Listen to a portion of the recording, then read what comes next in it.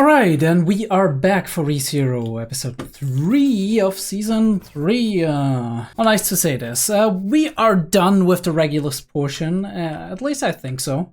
We do get started with Otto being absolutely flabbergasted by Leibert and Tychos just introducing himself. But he has like one of the most creepy designs I've seen in terms of like, not in the sense of like, oh god, scary, right? More in the sense of like, oh, brother, oh, right? With the teeth and the muscle veins coming out and whatnot. Bro's just making a bloody mess right there. I think it's very interesting though. He's like, who in the world are you? And he's like, us? It's almost like a Gollum or something, right? Talking plural about themselves. It's like, holy shit. We're the Sin Archbishop of the Witch Cult representing gluttony. Yeah. And obviously they all have to introduce themselves like that. And that's the only thing we see of him for this episode. At the very least, okay. Alright, let's talk about Lustbel. Before we go into Garfield and all the other shit, let's talk about Lustbel. How incredible is this little guy? That he's worrying more about his friend, right? Than he is worrying about himself. That he remains so incredibly, that he remains capable of even doing logical things, right? Functioning, following instructions of Sirius in a situation that is so stressful and so frightening, and that within a couple of minutes of actually being rescued, he's not in shock, he's not like a slobbering, bumbling mess, but his focus is on Tina, right? Is she alright? Right, and before he's getting out of the situation, because he is afraid, we know he is afraid, we know that from episode 2 when Subaru kept dying and feeling with him, right? So we know he is afraid, but he has that resilience, that resolve to be like, I worry more about my friend, I want to know that she is safe before I'm getting myself out of this. But obviously Subaru, very trustworthy. I do like how he talks to children. I think that is one aspect, maybe because he is kind of halfway still a child, right? He is 18, but he's relatively immature, or he used to be not too long ago, relatively immature for his age. And he only recently grown, so he does still feel that connection, I do feel, right? That connection of mindset. He still has that ability to actually empathize very well with the state of being that somebody like Lustbel might be in, even if he's significantly younger here. And I do love Subaru's new resolve and everything.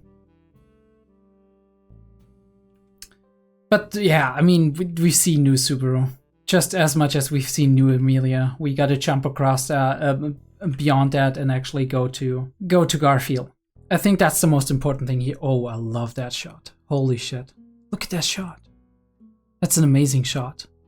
The way like we're almost at the ground and like we're not we're not even seeing the plaza because the ground floor of the plaza is higher than we are. We're in the crater. Such an interesting framing. Now we have Garfield going past the water. I do love that because like it feels so serene going alongside a river, right? There's such a calming image, especially if there's something else on the side. Oftentimes it's trees, but in this case it's houses. Yeah, I do wonder if that mother or mother figure was Anastasia for Mimi, because it seems very much she said she didn't know her mother and they abandoned them when they were very young. So it feels like somebody has taken them in, and the way she is attached to Anastasia, it feels like she is the one. And we get that explained later. We don't know it at this point in time yet, but right, obviously we get confirmation here that the two of them believe that this is Garfield's mom, which we get confirmed later on, right? very nice house. The way he's nervous, this is insane, right? He doesn't know what to focus on, right? He has so much going on in his head. So much confusion, so much emotion going on, right? The fear he has in his eyes. It's very interesting that she doesn't pick up on that, but maybe she does and actually just doesn't say anything. Maybe she feels a connection here. All of them have green eyes. This is and blonde hair. That is insane. It's interesting though that he has a little bit of a different shade of blonde, but he doesn't want to impose, and that's kind of just like Garfield, isn't it? He doesn't like that awkward atmosphere. He doesn't like being a burden on others, right? And he feels like if he butts in and says anything that is going in the direction of, hey, you might be somebody I used to know, right? And at that point, he doesn't yet know that she lost her memory. So there's all of these thoughts going on in his head.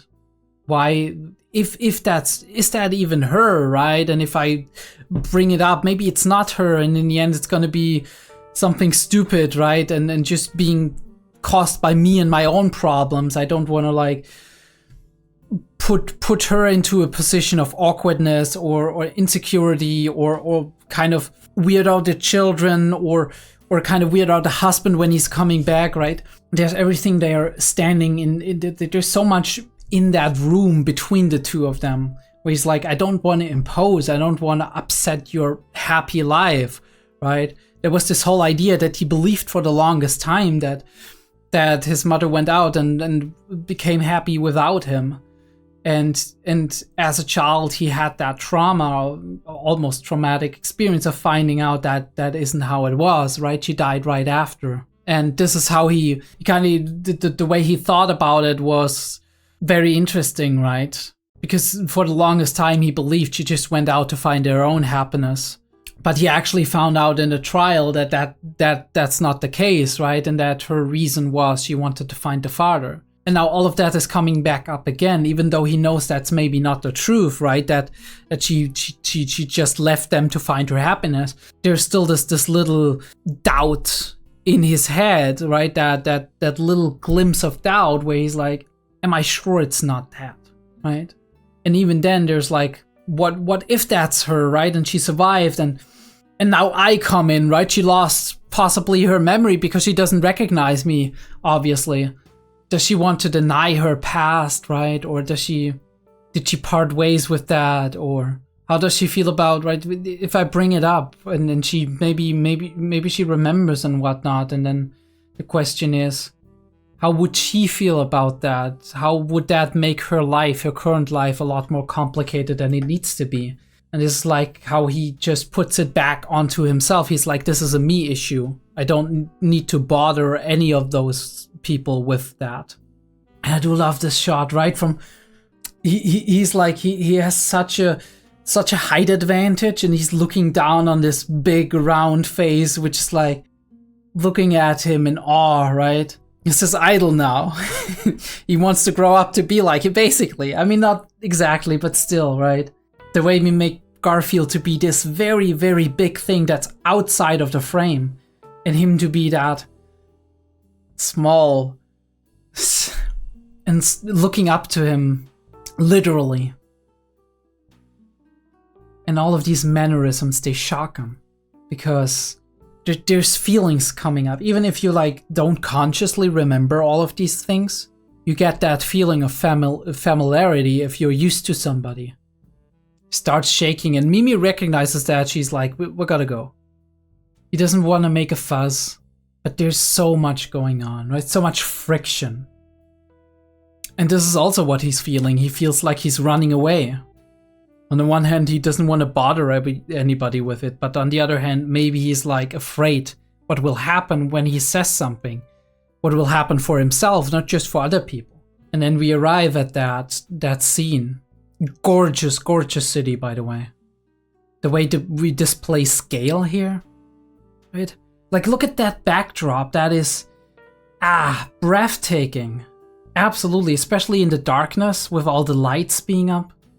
Reminds me of some of these amazing, beautiful city shots of some of movies and anime that we've seen over the years. Like it makes everything feel so grand, right? And ourselves feel so tiny in this giant city with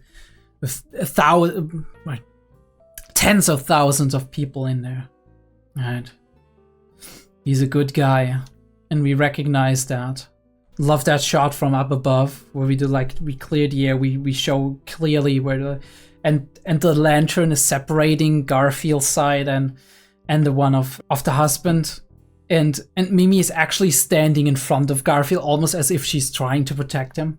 Not literally like Emilia when she's going in front of Subaru, but in a way of like just being there in front, right? Being something that shields more or less.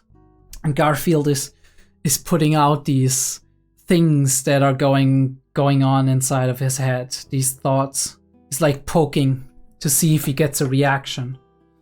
And we do get that surprise, but also a recognition. He's not completely taken aback by the fact that somebody would assume she has another name. But Garfield doesn't want to tell everything, right? So he's pulling back.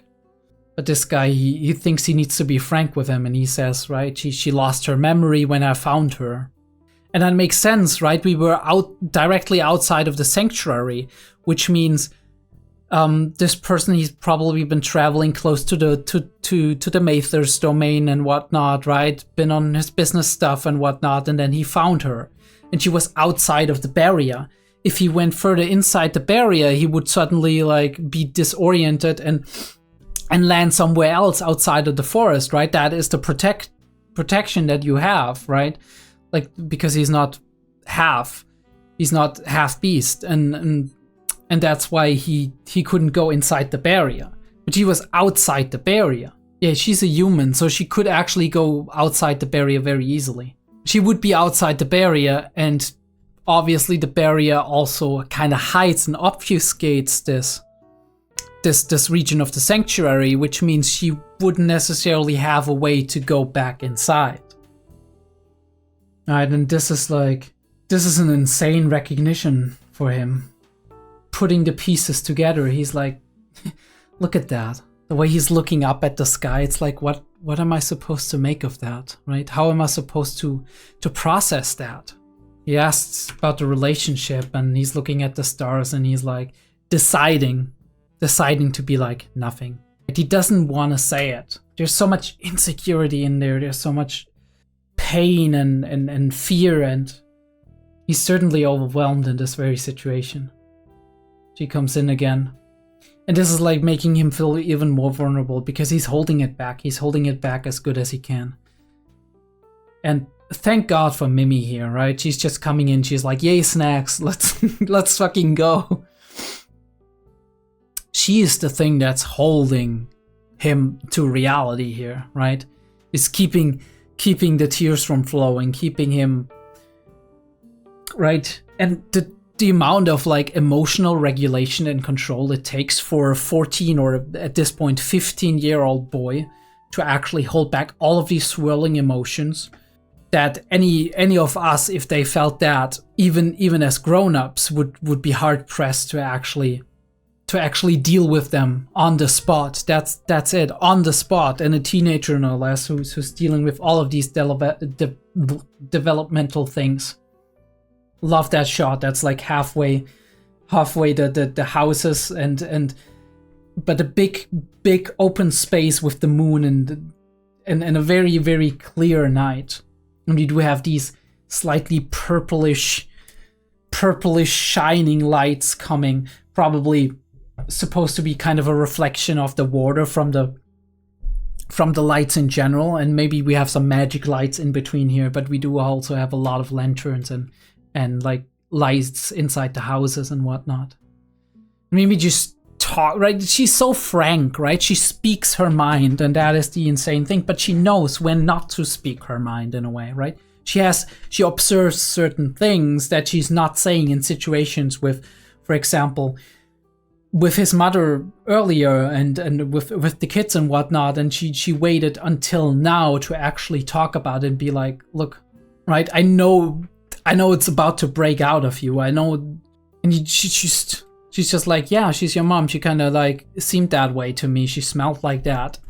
Interesting, they're both kind of half beasts, right? Or maybe she's actually all beast. I don't know how that works, to be honest. I think she's like beastkin kinda, and he's like half. At least that's what I think. Or no, he's not half actually. I think his father was half, and his mother is a human, so it's like he's one quarter. And he doesn't know.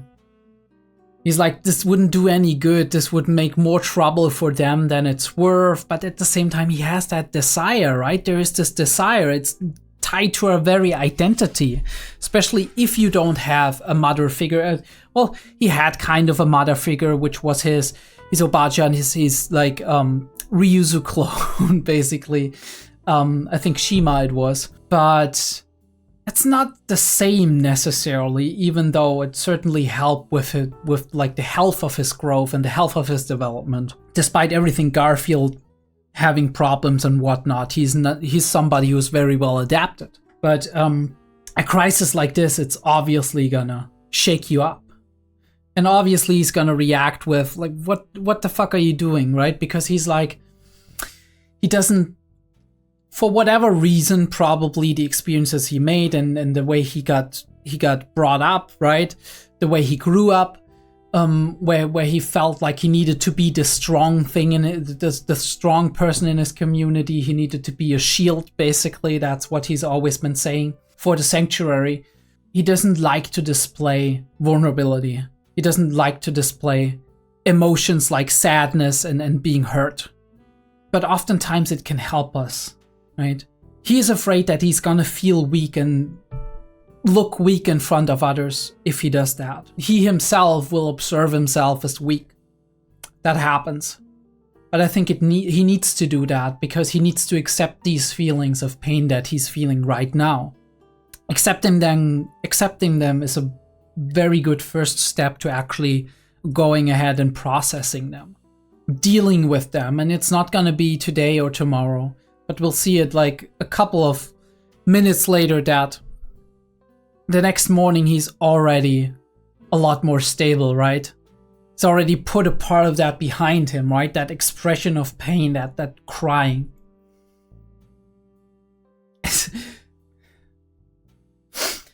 Maybe we need to talk to Anastasia about her ideas about some of these things. I mean, okay, you know what? On a principle matter, she's not wrong, all right? She's not wrong. You need the comfort of somebody else. And oftentimes that includes the physical comfort of somebody else to actually, I guess, yeah, to actually feel that support, right? There's a lot of neurotransmitters, right? A lot of hormones we excrete when we are in close physical contact with other people. And especially if we're in close physical contact with other people that we like, that we have a connection to, and that we are very close to. Now, in the case of Garfield here, he doesn't know Mimi as well, right? He's like he's just started getting to know her. So this is obviously a little bit awkward from his perspective. And not from hers, because for her, it's like she's already made her decision. She likes him, and she wants to be a person of comfort to him, and she wants to be closer to him. And she offers that in that moment of his vulnerability, I guess. Garfield is like, who's saying that that I like you? She's like, I don't care. I love you. I've decided. And that's why it's okay. And I like that. I really like that. And it's this, like I said, this frankness, right? This like just without any filters. It's, well, she has filters, and she is very socially sensitive. She can see when a situation requires her to keep her observations to herself and then talk about them later, as we just said. But she has that honesty when she's talking to you.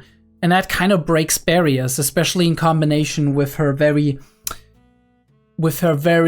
optimistic and her very almost naive demeanor. That is not at all naive. It's more like, I guess, how do you call that?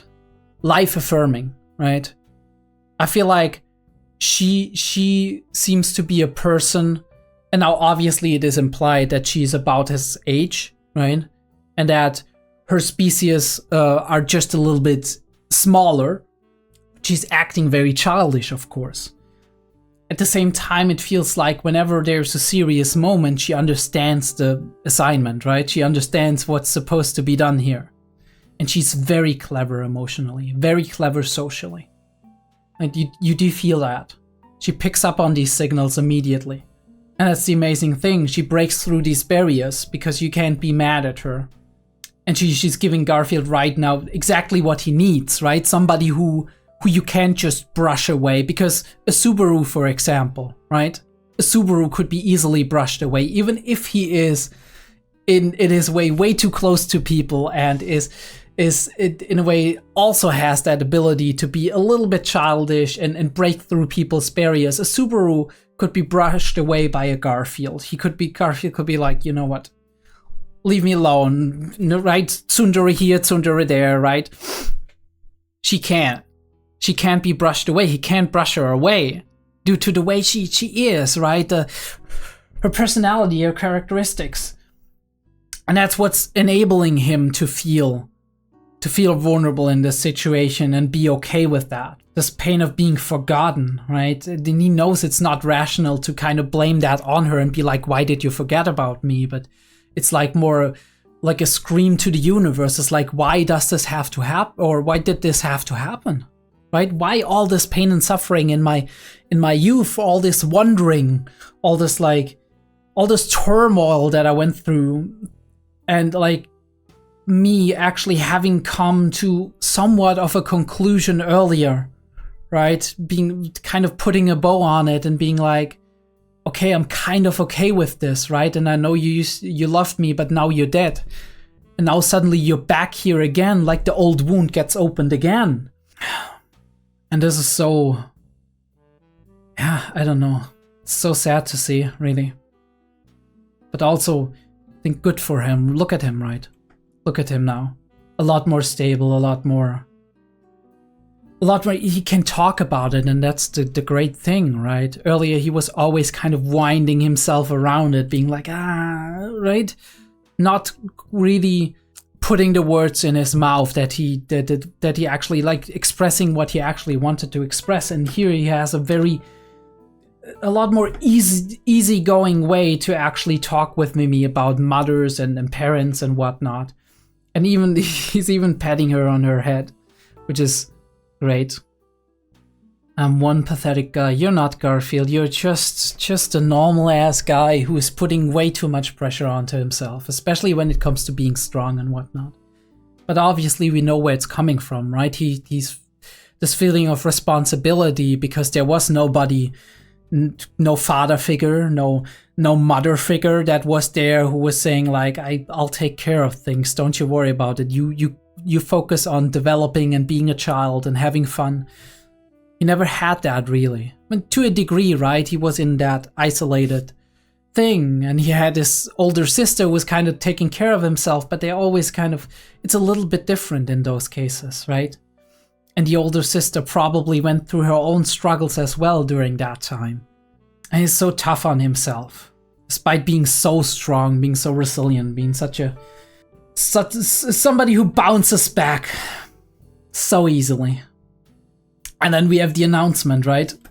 Again, great showing the city, and we show this like central building that, and we're not showing her a lot, right? Capella is talking about meat scraps and like the fangs, what, like almost like a beast or a vampire or whatnot. And she's the Archbishop of Lust, so I do wonder how her interpretation of that sin is actually gonna manifest itself. Her voice acting is insane. Like, holy shit.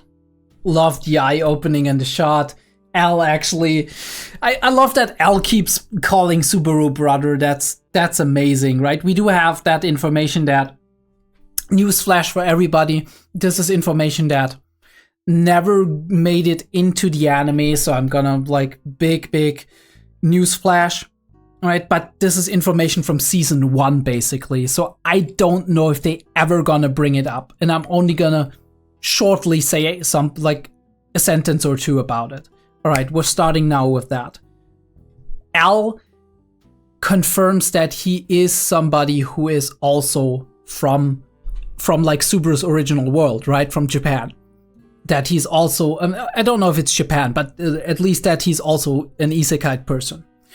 And we know that he speaks in a dialect that feels like one of the dialects that Subaru knows from Japan. So I do think that's right. That makes perfect sense then as well. But yeah, also Al is an abbreviation for Aldebaran, which, I mean, look up some star charts if you're watching ReZero, honestly. Just look up some star charts and let your own thoughts ruminate, basically.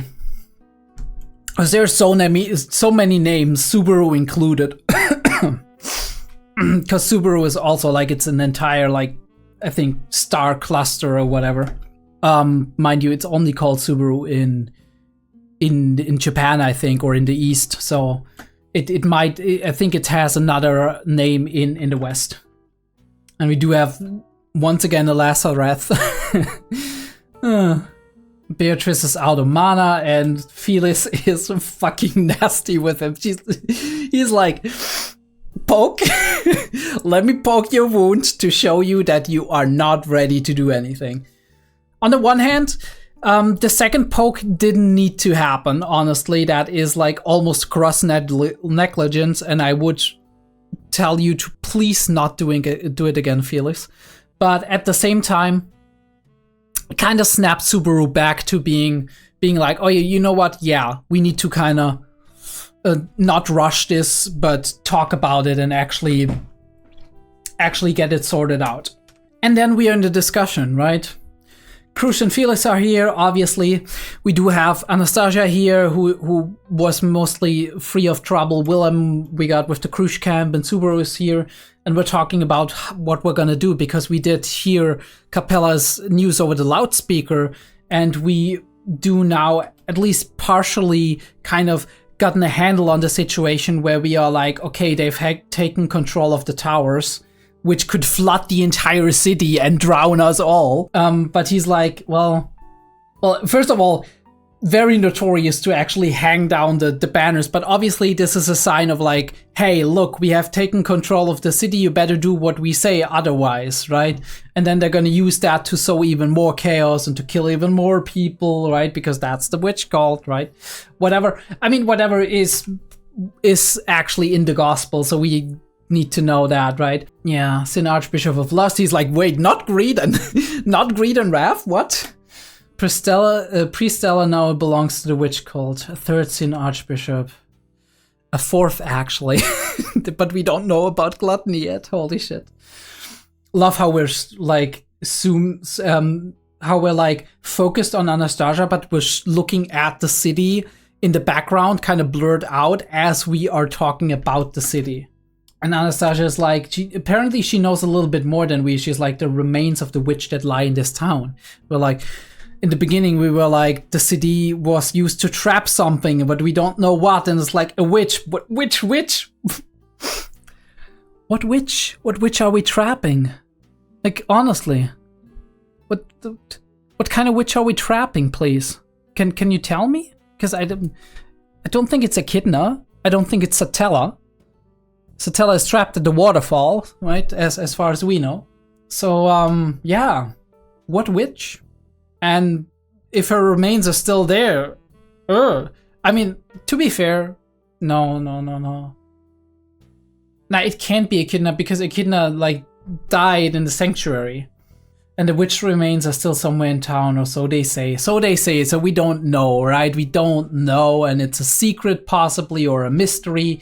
And we're kind of attacking the Muse Company because our crazy or songstress crazy dude is actually one of the 10 people who is kind of in command of the city, or within the circle of people who have control over the city.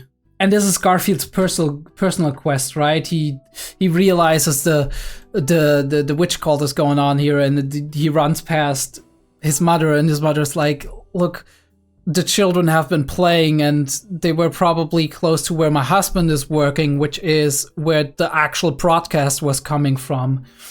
And obviously, holy shit, I love this shot with like the corner, the way he is right at the corner. It's almost almost Fish Islandy, but it's not really. It's like, of course I'm gonna do it. Of course I'm gonna do it. And we have the glint in the eye again. Really great. Gorgeous tiger. Yeah, and this episode was kind of low-key focused on him. I love what they did with this episode. I'm not sure about the pacing. I feel like we didn't need gluttony in there. We didn't really. But I wonder what they're cooking, right? So maybe there was a real reason why they needed to kind of sprinkle in Otto and gluttony in this specific thing. Or maybe they wanted to keep, like, uphold some kind of chronological thing where they're like, okay, we want you to know that actually this all happened before event X, Y, Z, and then we have other stuff going on. Maybe, right? Because sometimes if you have a lot of different places, stuff happening all at the same time, stuff can get kind of confusing, right? In terms of timeline and whatnot. So at least we know which thing is happening when. I do just feel like the other thing kind of, in terms of like pacing, kind of interrupted the pacing a little bit. Although they kind of mediated that by doing it right after the OP and then having us go back to what we were before the OP, which is Sirius and Regulus and whatnot at the tower or at the plaza. But yeah, I did like this episode. Especially the Garfield parts were really, really heartfelt. And I can't wait to see maybe Capella next episode. So looking forward to that one.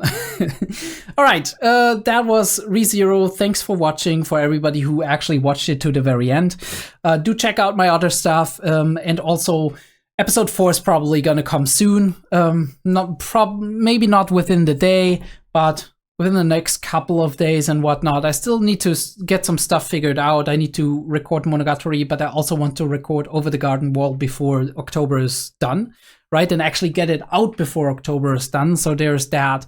And I have a couple of days of work as well. So gotta actually make that happen somehow. But yeah, that's been ReZero episode 3. I'll be seeing you next time, and Terminus out.